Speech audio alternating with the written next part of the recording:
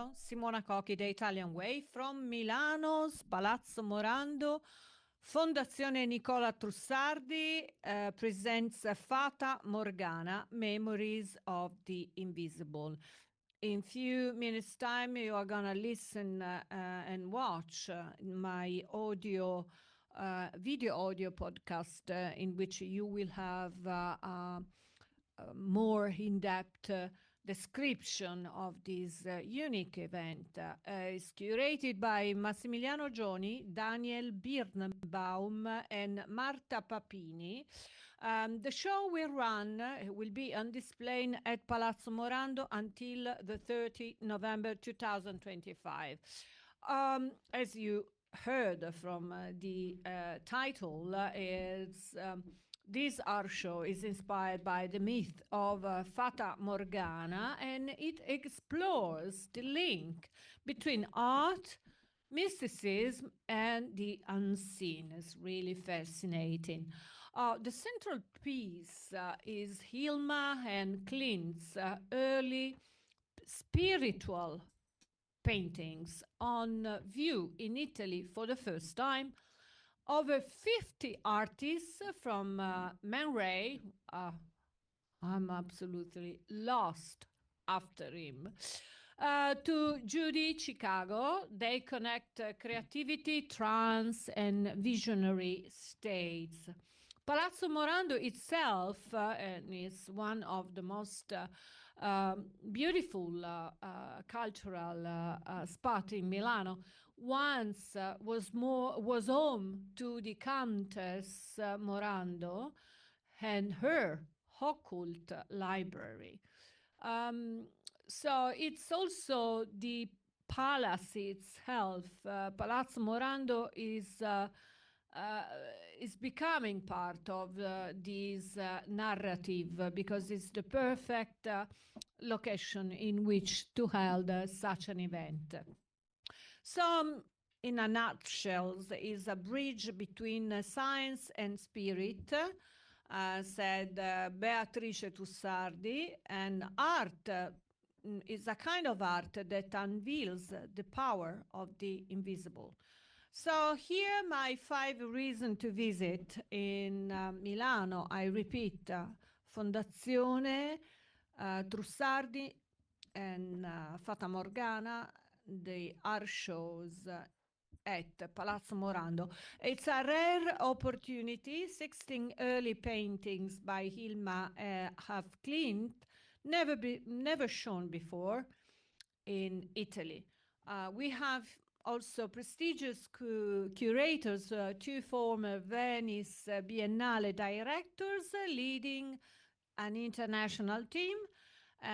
You have the possibility of also to visit an historic venue and this Countess residence, and then is a cross-century dialogue over 50 artists bridging surrealism, symbolism, and new media.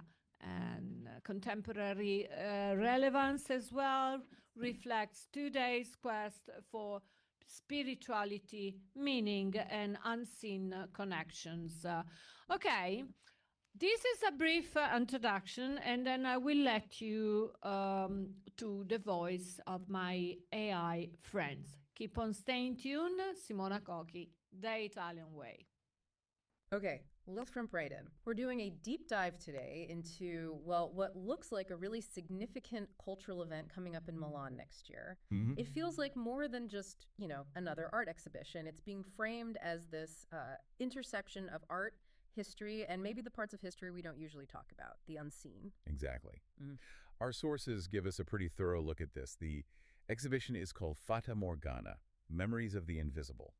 And our goal here really is to unpack its cultural weight, its institutional significance. Right. We want to use that journalistic framework, the who, what, where, when, why, and how, to really analyze it, moving beyond just the surface level description. Okay, so starting with the who, the institutions involved. It's conceived and produced by the Fondazione Nicola Trussardi. That's right. And the venue is Palazzo Morando.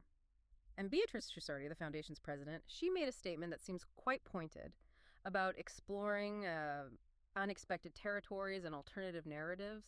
Yes, and that's crucial. She specifically connects Fata Morgana to the legacy of their other major shows, like The Great Mother. Ah, I remember that one, groundbreaking. Exactly. So by making that comparison, she's signaling that this isn't just about, spiritualism as a curiosity. It's a serious look at power, at history, maybe at what gets left out of the official stories. Mm.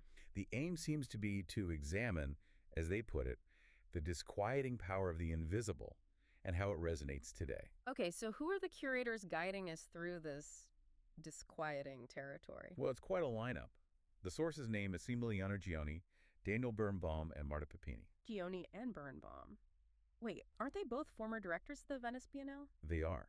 And the sources make a point of highlighting that this is their first major collaboration together in Italy on this kind of project. Wow, okay, so that lends some serious weight.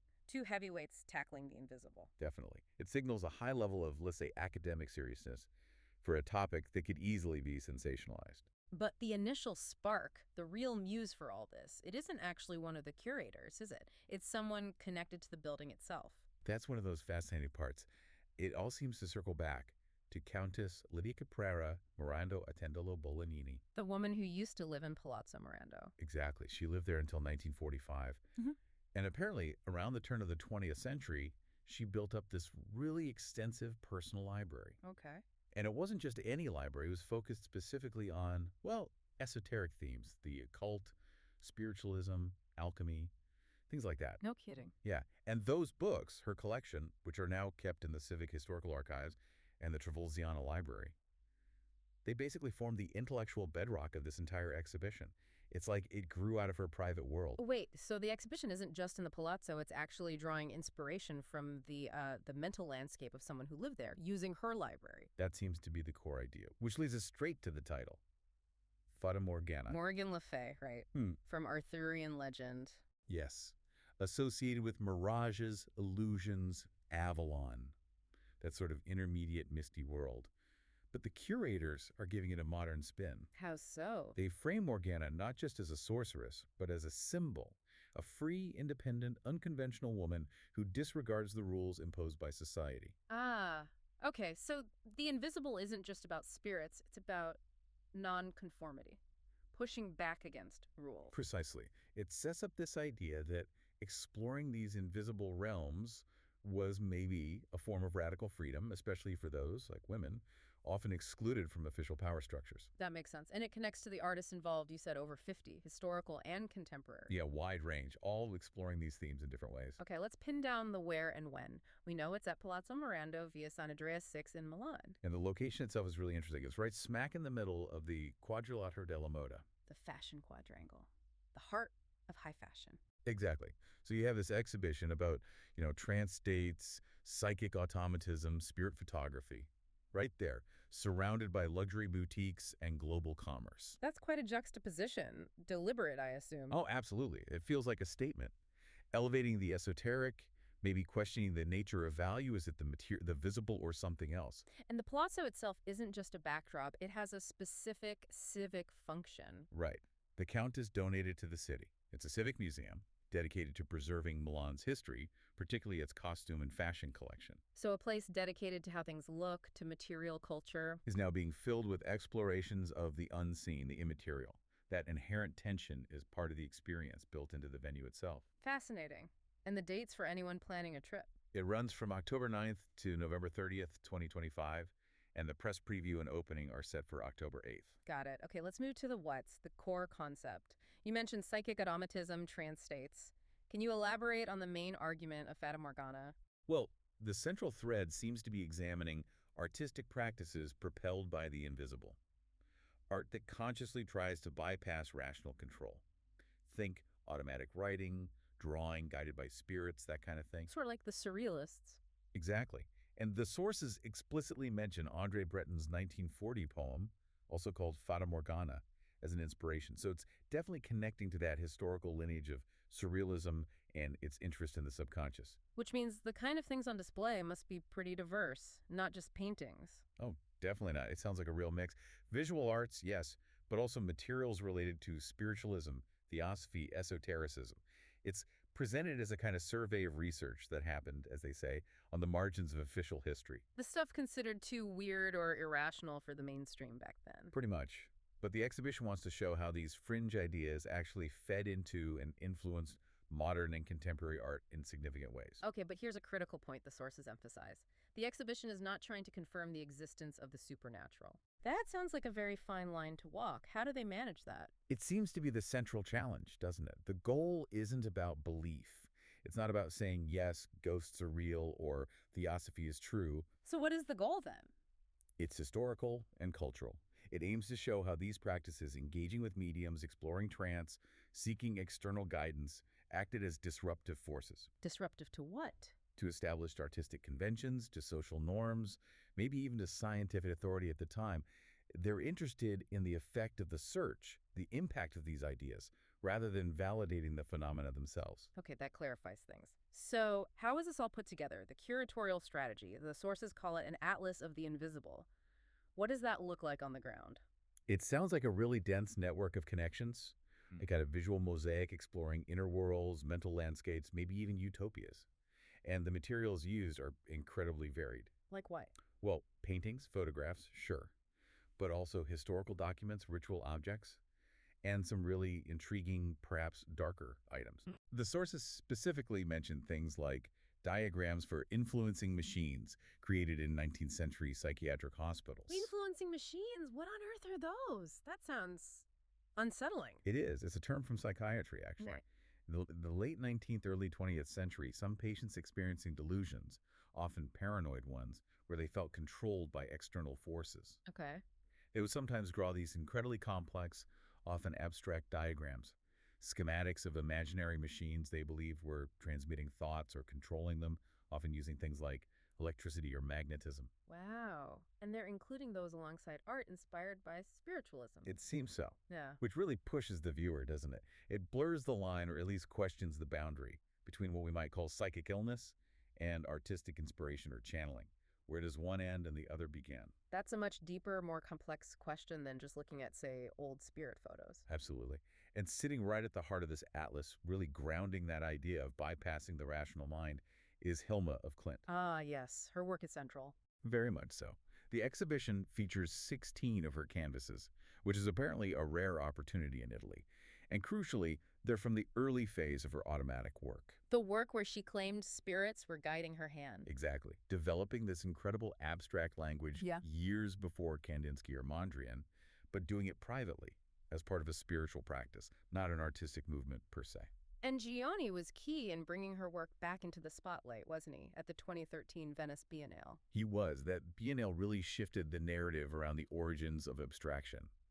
So this exhibition feels like a continuation of that project of rewriting art history to include these less conventional figures. And how do they create that dialogue? Just putting a Klint there? No, it's about placing figures in conversation. So you'll have historical mediums or spiritualist artists, people like Georgiana Houghton, Emma Coons, the famous Italian medium Eusebia Palladino, even artists like Carol Rama or Man Ray who dabbled in this. Okay. Placed alongside contemporary artists. People like Judy Chicago, Kirsten Brecht, Mariana Simnet, Diego Marcon, Chiara Fumai, Andre Ursula, artists who were maybe exploring similar themes today, like hidden power structures, the body, psychic boundaries, challenging norms. So pairing someone like Palladino, whose seances were public spectacles that really challenged scientific authority back then, with someone like, say, Judy Chicago or Chiara Fumai, who powerfully address female experience and historical erasure, it highlights this through line, this persistent questioning of authority, rational, patriarchal, scientific, that seems inherent in these fringe practices. Which brings us neatly to the why. Why dig all this up now? Why does this material from the edges of history matter today? Well, the core argument seems to be about the power of the marginal. The sources stress that because these practices and figures operated outside the mainstream, right, on the fringes, they had a unique ability to challenge and ultimately transform conventions, both in art and society. They questioned gender roles, they questioned scientific certainty, they questioned the limits of purely rational thought. For many women, for instance, spiritualism offered a form of agency or public voice they couldn't find elsewhere. And the curators are drawing a direct line from that historical disruption to our current moment. Explicitly. They suggest this history helps us reflect on today. We live as the sources put it, in an age marked by new forms of obsession and neurosis, disinformation, conspiracy theories, and endless fascinations with the unknown. That resonates. So the exhibition seems to be probing these unsettling connections between technology, belief systems, power, and maybe even mass psychology. It makes us confront the fact that the urge to believe in hidden forces, whether spirits or algorithms or conspiracies, is perhaps a constant feature of the human condition. It's interesting that the city, Milan itself, is backing this so publicly. You mentioned the deputy mayor for culture, Tommaso Sacchi. Yes, he's quoted calling it a virtuous example of how culture can revisit the past to shed light on the present. He frames it in terms of exploring identity, mystery, freedom of expression. It sounds like they see real value, maybe even a necessity, in tackling these complex themes head-on. So summing it up, the takeaway isn't really about whether you believe in Fata Morgana or spirit guides? No, not at all. It's about recognizing the profound and often unsettling influence that these marginal ideas, these imaginative leaps, have had on art and thought. It's about how challenging dominant rationality, exploring the unseen, can be a powerful engine for change, even if it makes us uncomfortable. It forces us to ask if the eccentric ideas of today might become the foundational art history of tomorrow. And that connection to Breton writing his Fata Morgana poem in 1940 during a period of intense global crisis, profound darkness, as the source says, that feels particularly pointed. If turning towards the imperceptible becomes more urgent when rational systems seem to be failing, well, it makes you think, doesn't it? What does our current widespread fascination with the invisible, whether it's conspiracy theories online, anxieties about hidden algorithms, or even renewed interest in spirituality, what does that say about our time? Perhaps it suggests we're navigating our own kind of collective unease, making this look back at how others coped with the unseen feel incredibly relevant right now. This review has been researched, analyzed, and produced by Simona Cochi, digital journalist and producer from The Italian Way, an expert in the field of digital valorization of arts, design, and fashion events and collections, who curated and authored the contents of this review.